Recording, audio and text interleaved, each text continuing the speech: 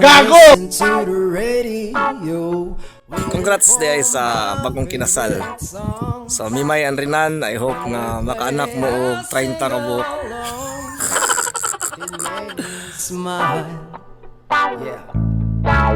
Hapon namin inggikan sa San Carlos and hapit-hapit pagtagay. So gabi namin abot mga dodong. Wow, lunggot. Upon arrival, we are very happy nga wala siya ning ulan. And of course, gaulan ng Tanduay.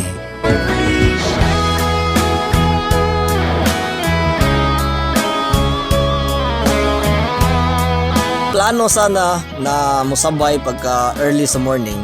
Kaso medyo nagrabihan ang tinagayay. So nakamata taog alas 7 sa buntag na.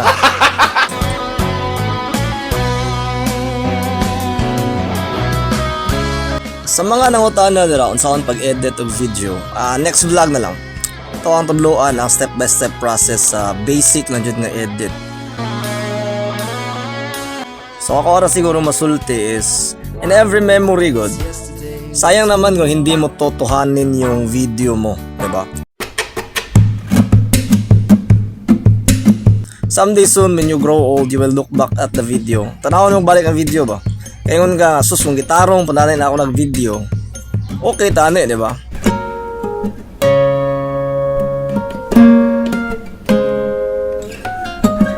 And always remember na mas okay kung naay mga video nga palpak, na mga video nga dili okay pagkakuha. And always remember pod na walay kasal nga perfect mga dodong. The funny part of the situation is naibagyo ani nga time mga dodong.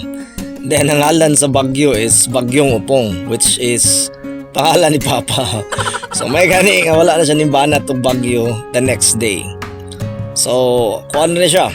Atin-atin lang na video, hindi siya ganun kasosyalan.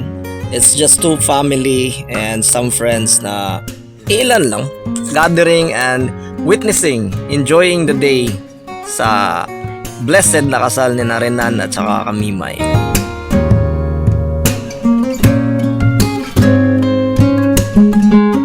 Magdali na ta kay nalang ginasal. So food trip na ni ron.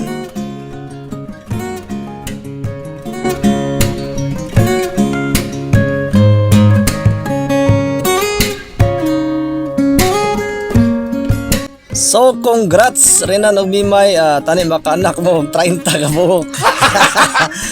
Bye bye mga dodong, bye bye.